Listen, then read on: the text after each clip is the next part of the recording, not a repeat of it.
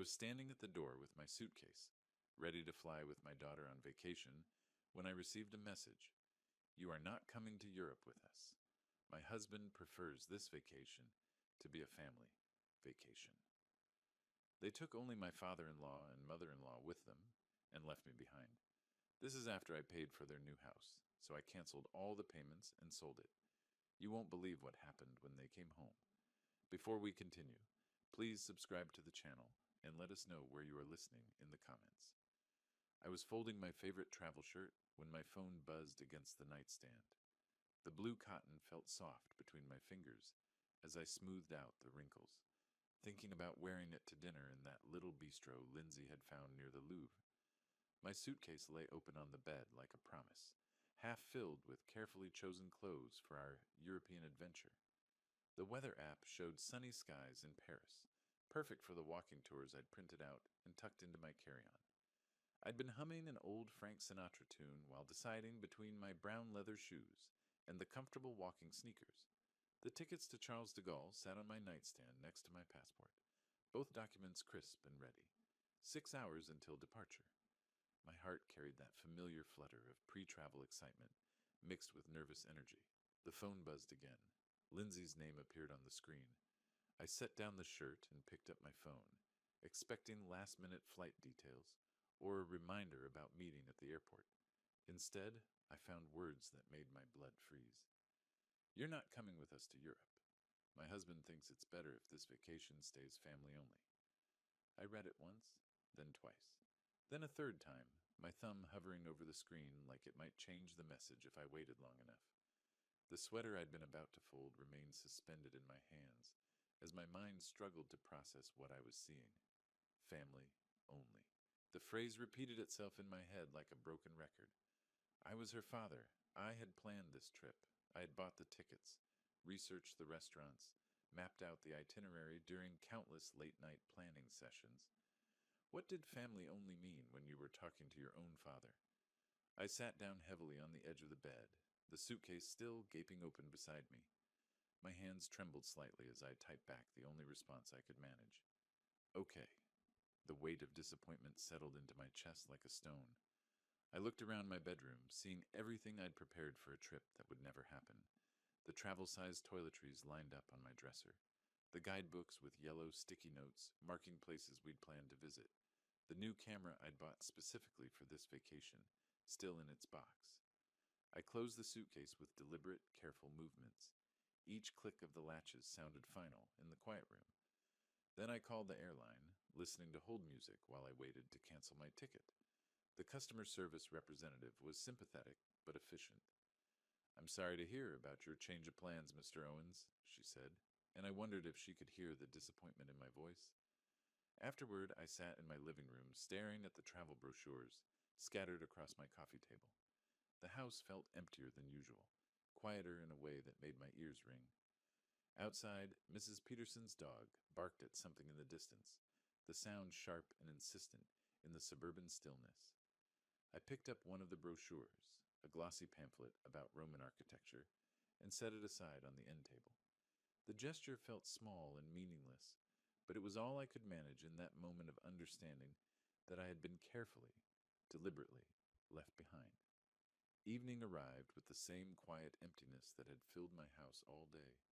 I'd moved through the hours like a ghost, leaving my dinner dishes in the sink instead of washing them immediately like I always did. The packed suitcase still sat by my bedroom door, a constant reminder of plans that would never unfold. The television murmured from the living room, some evening news program I wasn't really watching. I kept checking my phone for no particular reason, scrolling through nothing, restless energy making my fingers twitch against the screen. Maybe Facebook would provide some distraction from the hollow feeling in my chest. I scrolled past Mrs. Johnson's cat photos, recipe shares from my book club, political posts I didn't want to read. The familiar blue glow of the screen was oddly comforting in the growing darkness of my living room. Then I saw it. Todd's parents standing in front of the Eiffel Tower, both of them grinning at the camera with that satisfied look of tourists who'd found the perfect photo opportunity. The caption read, "Beginning of the best family vacation ever." The timestamp showed it was posted 2 hours ago. My thumb froze above the screen. Maybe they'd taken a separate trip. Maybe this was an old photo they'd just decided to share. My heart began beating faster as I clicked on the profile to see more photos. There it was. Same location, same time, but this photo included 4 people. Todd's parents, Todd and Lindsay, all of them clustered together in front of a Parisian cafe, wine glasses on the table behind them. Lindsay's caption made my stomach drop. So grateful for family time in the city of light. I counted the faces in the photo with trembling fingers. 1, 2, 3, 4. The word family burned in my mind like a brand. I set the phone down on the coffee table, its screen still glowing with their happy faces. I stood up and paced to the kitchen window, looking out at my neighbor's house where warm lights spilled from the windows, families together for the evening. The betrayal hit me in waves, each one stronger than the last. I picked up the phone again, hoping I'd misunderstood somehow, hoping the photos would tell a different story. But they were still there, timestamps still fresh, their smiles still bright and carefree. The 4 of them together in the city I'd dreamed of visiting, spending the vacation I'd planned, using the itinerary I'd researched. I walked back to the kitchen window and saw my own reflection staring back at me, ghostly and hollow-eyed. Behind my reflection, the phone screen showed their group photo, their happiness overlaid with my solitary image in the glass. The contrast was stark and painful, a visual reminder of exactly where I stood in their definition of family. I'd barely slept, tossing and turning while images of their vacation photos played behind my closed eyelids. Morning came with gray light filtering through my bedroom curtains, and I knew I needed answers. I couldn't let this stand without understanding why. My coffee mug shook slightly in my hands as I sat at the kitchen table, rehearsing what I would say to Lindsay. The time difference meant it was afternoon in Paris, perfect for a call. I took a deep breath and dialed her number, listening to the expensive-sounding international ringtone. 3 rings, 4 rings, then her voice, bright and cheerful. "Hi, Dad." I could hear background noise, Todd's voice, street sounds, the bustling atmosphere of a European city. "I need to understand something," I said without preamble. "What's that?" She sounded distracted, probably looking at some monument or shop window. "I saw the photos on Facebook. Todd's parents are there with you." There was a pause, a long one. Then her voice changed, becoming defensive. "Dad, we can explain." "You said it was family only. What am I then?" Her tone shifted colder now. "Look, Todd said you can be overwhelming. He didn't want his vacation ruined." The word overwhelming hit me like a physical blow. Ruined? I planned this trip. I bought the tickets. And Todd's parents paid for their own.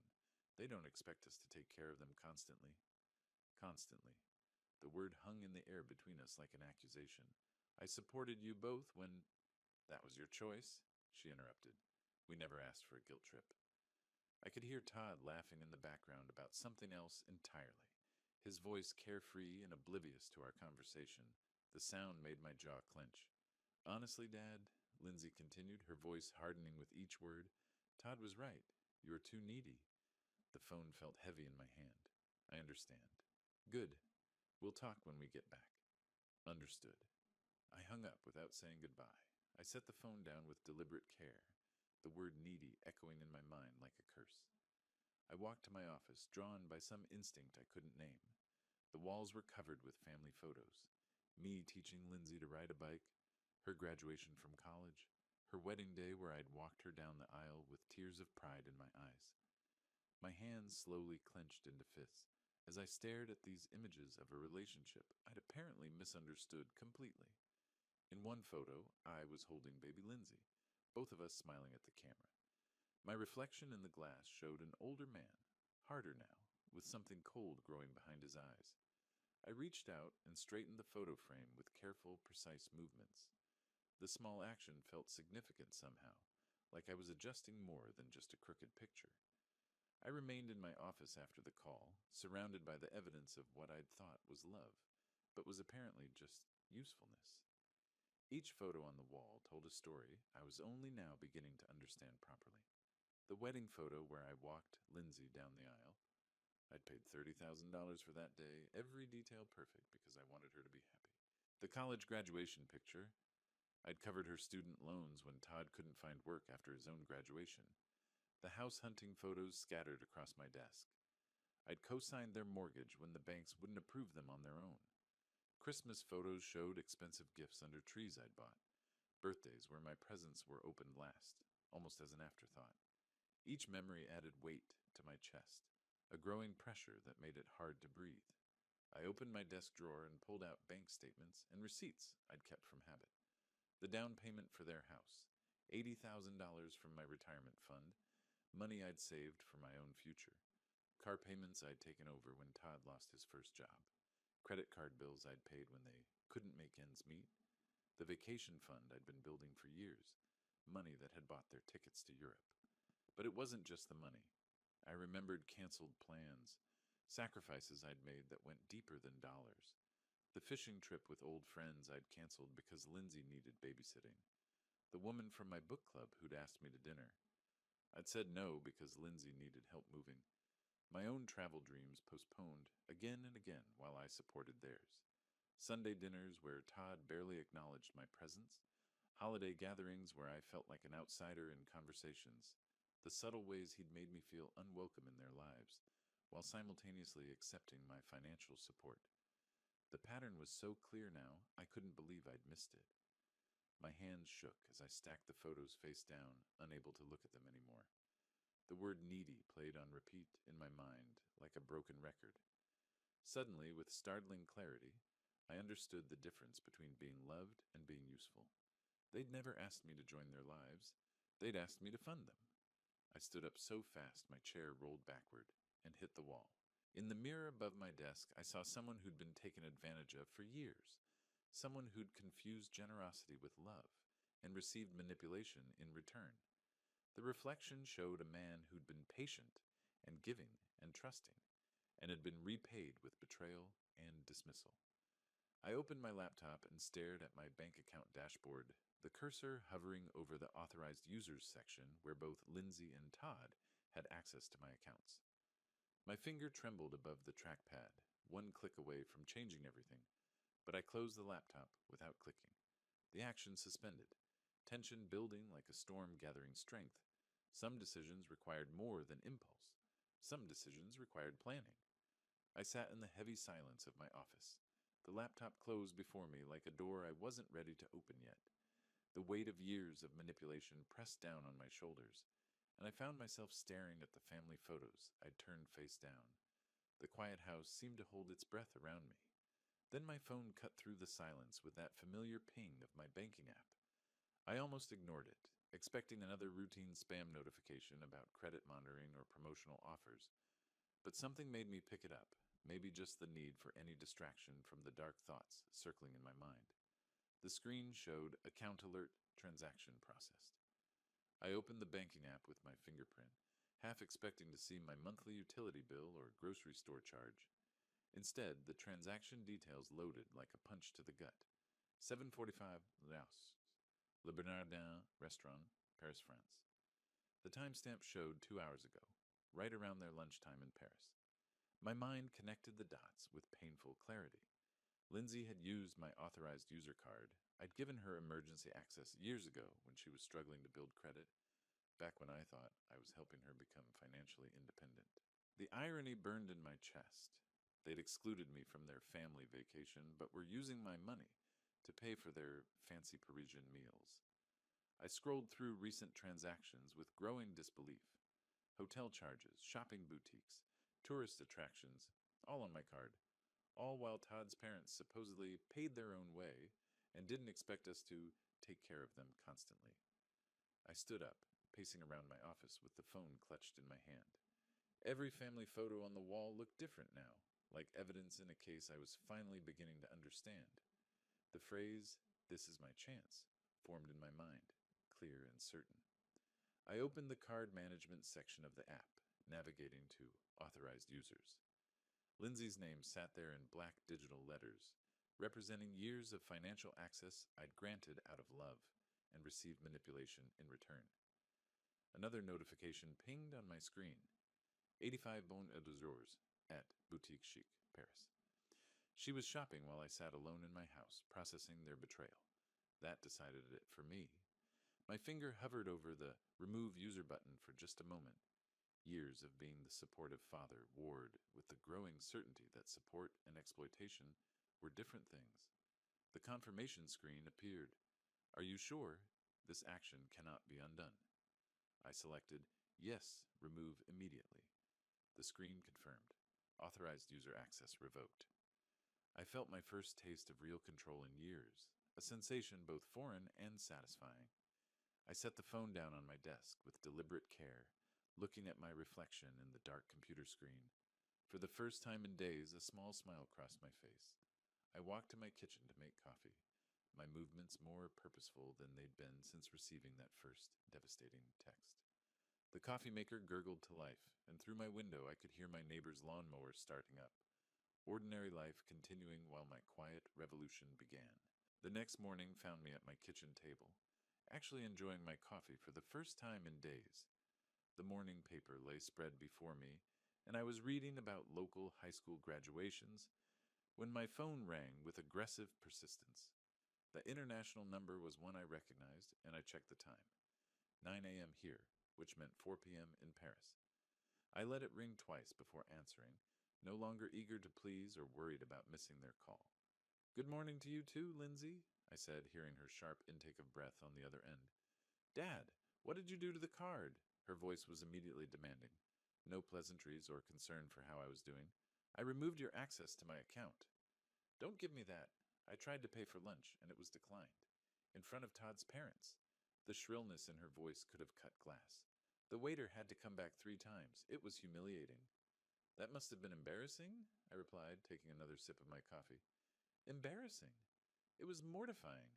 You can't do that. I need that card. For what? I thought you didn't need me taking care of you constantly. That's completely different. Her voice was getting higher with each word. Is it? There was a pause, and I could hear muffled conversation in the background, before she came back with venom in her voice. You fix this right now, or there will be consequences. What kind of consequences? Todd and I have been talking. When we get back, we're looking into care facilities. My coffee cup paused halfway to my lips. Care facilities? You're getting older, Dad. You obviously can't handle your finances responsibly. The cruelty in her tone was breathtaking.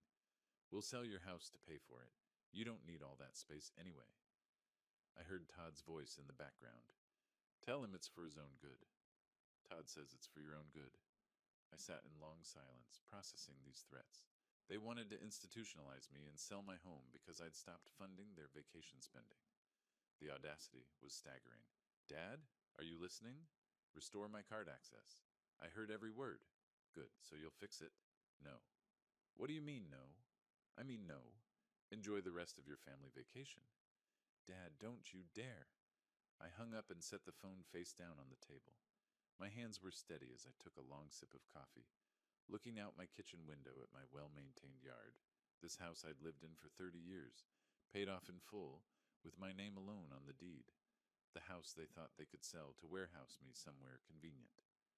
I stood up with new purpose, leaving my coffee unfinished, and walked toward my home office with determined steps. There was work to be done. I pulled my house deed from the filing cabinet, spreading it across my desk like a battle plan. But it wasn't my own deed I was studying. It was the second property document, the one for Lindsay and Todd's house on Maple Street. My name alone on the title, just as it had been since I bought it for them. I remembered the conversation 2 years ago. Just for the mortgage approval, sweetie. We'll transfer it to our names once everything's settled. They'd been too busy with their lives to handle the paperwork, always promising to get around to it next month, next season, next year. I found Marcus Chen's business card in my desk drawer. He'd sold me both properties, a trustworthy man who understood discretion. I grabbed my keys and headed for the door. The drive to his office took me through familiar Davenport streets. Mrs. Patterson waved from her garden as I backed out of my driveway, her friendly gesture a reminder of the ordinary morning this appeared to be. 20 minutes later, I parked at Chen Real Estate, housed in a converted Victorian that Marcus had restored with obvious care. Marcus looked up from his computer as I entered, surprise and pleasure crossing his features. Gary, Good to see you. How's retirement treating you? I need to sell the Maple Street property, quickly. He paused, his experienced eyes reading something in my expression. The house you bought for Lindsay, is everything all right? Everything's fine. I just need it sold. What's the market like? Marcus turned to his computer, pulling up comparable sales with professional efficiency. Market's hot right now. Properties like that, in that neighborhood, 180,000, maybe 90,000. The number hit me with satisfaction. I'd paid $130,000 2 years ago. How quickly are we talking? Marcus asked. As soon as possible. Price it to move. He pulled out listing paperwork, property inspection schedules, his movements practiced and reassuring. We'll need photos, maybe some staging. I can have my team there tomorrow. The house is currently occupied. Oh, will Lindsay be handling the showings? Lindsay's in Europe. I have keys. Marcus looked slightly confused, but professionally accepting. We discussed listing price, commission, closing timelines. I signed the listing agreement, my signature firm and decisive. I'll start marketing immediately, Marcus said. In this market, we could have offers within days. We shook hands, and I appreciated his professionalism, the way he asked no unnecessary questions. Walking back to my car, I felt lighter than I had in days. The classical music from my radio filled the silence as I drove slowly through downtown Davenport, seeing my hometown with new eyes. At a red light, a young family crossed the crosswalk, father carrying a toddler, mother pushing a stroller. I remembered when Lindsay was that age, before everything became about money and manipulation and what I could provide rather than who I was. I pulled into my driveway and sat for a moment, looking at my mailbox with Owens painted on it in faded letters. The name felt different now, like it meant something again. I walked up my front steps, keys jingling in my hand, a sound that promised more changes were coming. Inside my house, I opened my laptop to find an email notification from the real estate listing service. Property listed successfully appeared on the screen, and I felt a surge of satisfaction seeing those words. But there was more work to be done. I opened a new browser tab and searched Moving Services Davenport, Iowa. Large corporate companies filled the first results, but I scrolled past them, looking for something personal and reliable. I found Dave's Honest Moving, a small operation with good reviews, family-owned for 15 years, the kind of business where you talk to the owner, not a call center. I dialed the number, hoping for exactly that. Dave's Moving. This is Dave. The voice was deep, straightforward, no corporate script. I need help moving some belongings tomorrow. It's a time-sensitive situation. What kind of timeline are we talking about? Tomorrow morning, if possible. It's a full house worth of items. Where are we moving from and to? Dave asked. I gave him Lindsay's address, explaining that everything needed to go to storage. Storage unit lined up? He asked, and I realized I needed to arrange that too. I can recommend Secure Storage on Brady Street, Dave continued. Work with them all the time. Want their number? Within minutes, I had Janet from Secure Storage on a three-way call, discussing logistics. For a full house, you'll want at least a 10x20 unit, Dave advised. First month paid in advance. That's $120, Janet added. I'll take it. Could someone meet us there tomorrow? Back on the phone with Dave, we finalized the details. My truck and two guys, we can start at 8 a.m. What's the address again? I provided Lindsay's Maple Street address, adding, The residents are out of town. I prefer to have everything done before they return. Understood. Family situation? Dave's tone suggested he'd navigated these waters before. Something like that. Been there myself. Will be efficient and respectful. After ending the calls and paying for storage online, I made myself dinner with an appetite I hadn't felt in days. I set my alarm for 6:30 a.m., earlier than my usual retirement schedule, and laid out work clothes, my old jeans and boots from my contracting days, before I'd become someone who funded other people's dreams instead of pursuing his own. I sat in my living room watching the evening news with different attention. The weather forecast promised clear skies, perfect for moving. Everything was falling into place with a precision that felt both satisfying and inevitable. That night, I double-checked that my phone was charging, setting it on my nightstand next to a glass of water. In the bathroom mirror, brushing my teeth, I saw someone I barely recognized, Someone ready for action, someone who'd stopped waiting for permission to take control of his own life. I arrived at the Maple Street property at 7:45 a.m., 15 minutes early, as was my habit. The familiar house looked different to me now, not my daughter's home, but simply a property that needed to be cleared. Dave's moving truck was already parked outside, engine running, exhaust visible in the crisp morning air. Dave emerged from the cab as I pulled up, a sturdy man in his 50s with the practical demeanor of someone who'd handled countless family situations without judgment. His two crew members, younger guys in matching company shirts, were already unloading equipment with efficient movements. "Mr. Owens?" Dave extended a work-roughened hand. "Ready to get started?"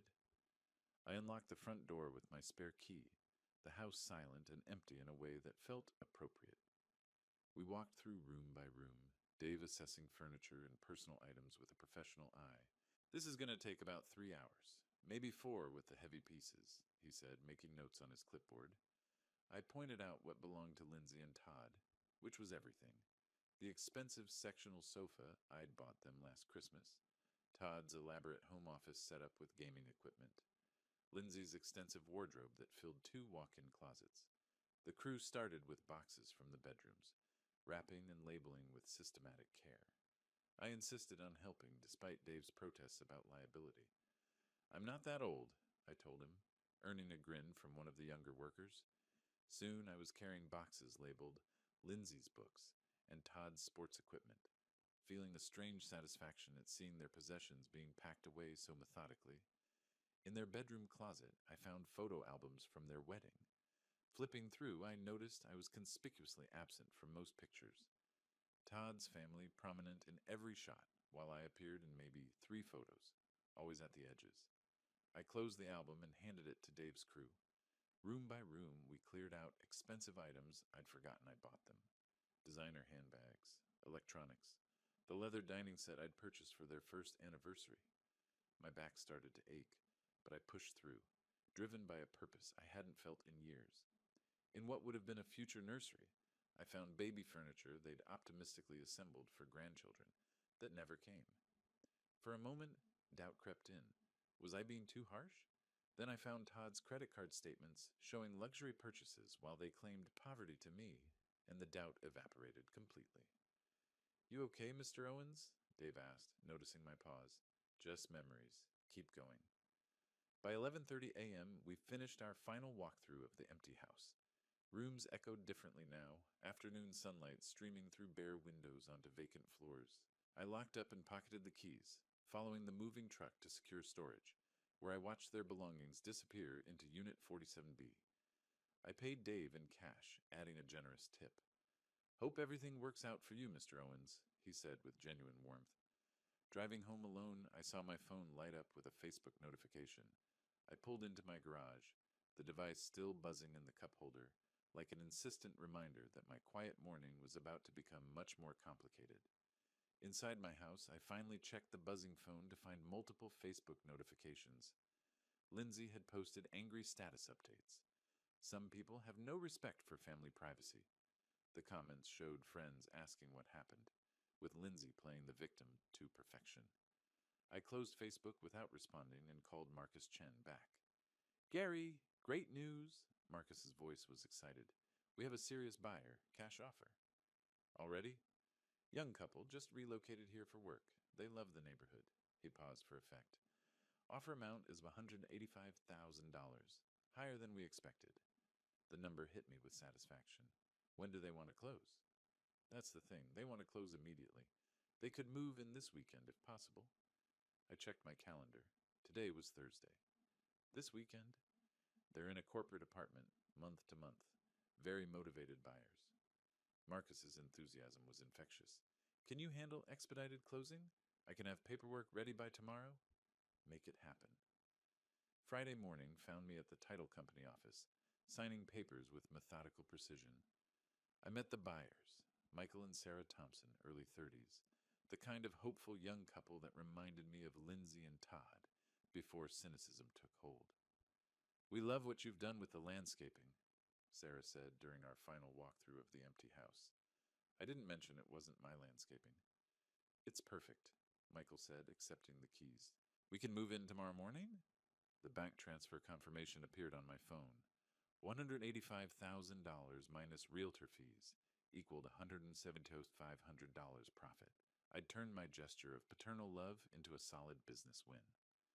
Saturday morning, I decided to drive by the property one last time.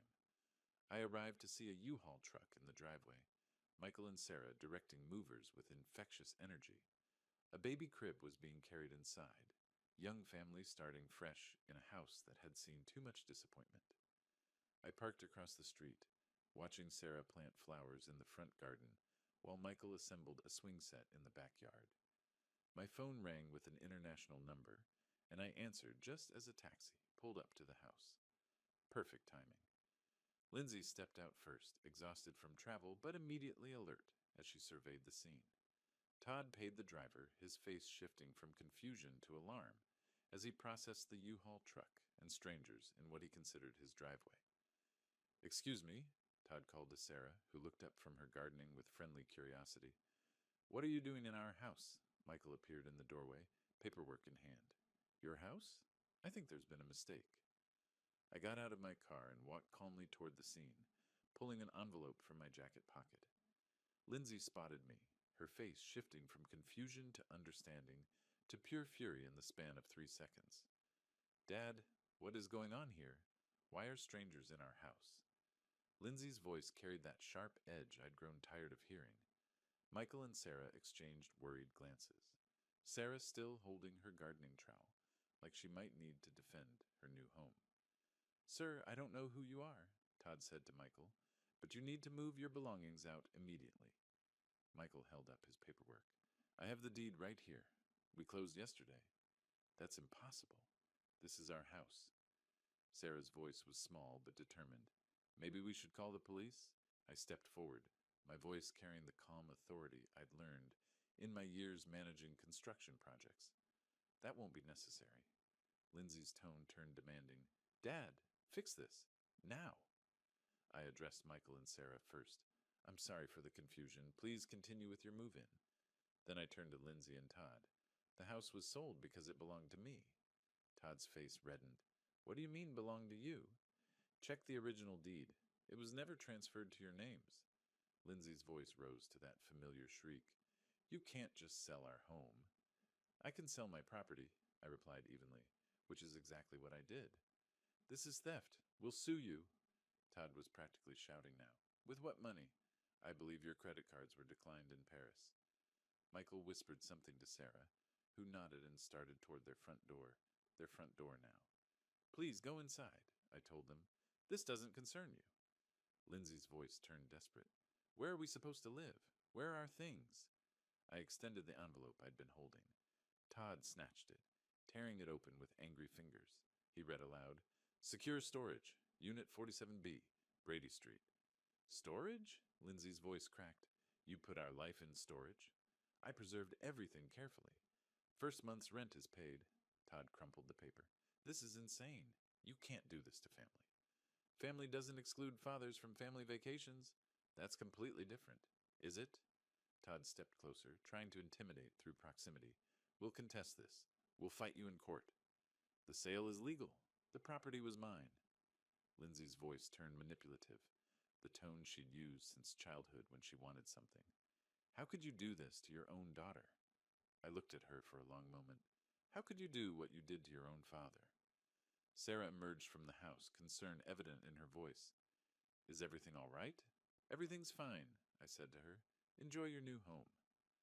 Lindsay and Todd stood on the sidewalk, their European luggage still in hand, looking like tourists who'd taken a wrong turn into someone else's life. I walked back to my car with measured steps, my work boots solid on the pavement. "This isn't over," Todd shouted behind me. I got into my car and started the engine, classical music resuming where it had left off. "Yes, it is." 3 months later, I was reading the morning paper when my doorbell rang. A process server handed me legal documents, Lindsay and Todd's lawsuit. I signed for them without surprise. By afternoon, I was reviewing the court's decision in my kitchen. Lawsuit dismissed. Property owner had legal right to sell his own property. The judge had been thorough and unsympathetic to their claims. Todd and Lindsay were responsible for their own attorney fees. My lawyer called within an hour. Clean victory, Gary. They have no grounds for appeal. The local newspaper ran a small article. Family property dispute resolved. I filed everything in my new folder, labeled Legal Victory, and moved on with my day. The town's gossip network had been buzzing for months.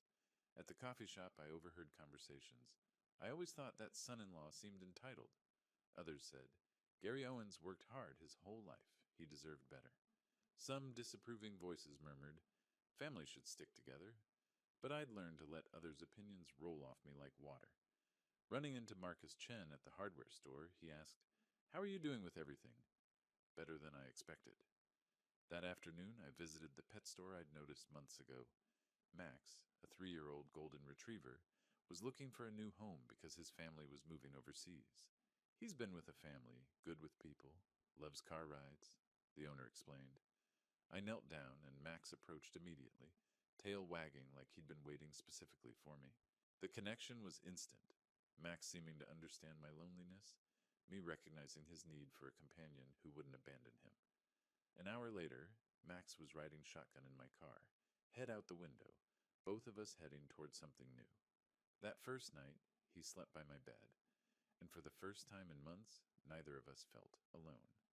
With Max at my feet, I researched travel trailers online. Best RVs for senior travel led me to articles about freedom and adventure. At RV dealerships, salespeople were eager to help.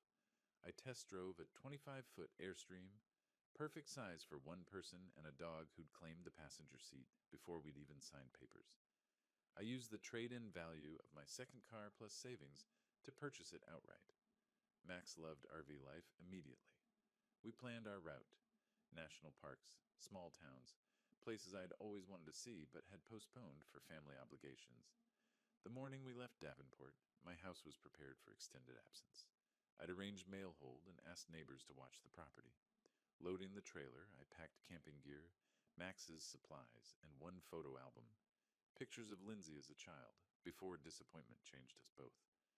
Max sensed adventure coming, his excitement infectious as I started the engine and checked the trailer connection. We drove through Davenport one last time, past familiar places that looked smaller now. Passing Maple Street, I saw Michael and Sarah's children playing in the yard. The house finally filled with the joy it was meant to hold. The highway sign read, Colorado, 500 miles. Max had his head out the window, my hand steady on the steering wheel, both of us finally free. That evening we stopped at a scenic overlook in Colorado. I opened a camping chair as the sun set over the mountains, painting the sky in shades of orange and purple I'd never taken time to notice before. Max settled beside me, content and loyal, no agenda beyond companionship. For the first time in years, I was exactly where I belonged. If you like this story, please like this video, subscribe to the channel, and share your impressions of this story in the comments. To listen to the next story, click on the box on the left. Thank you for watching.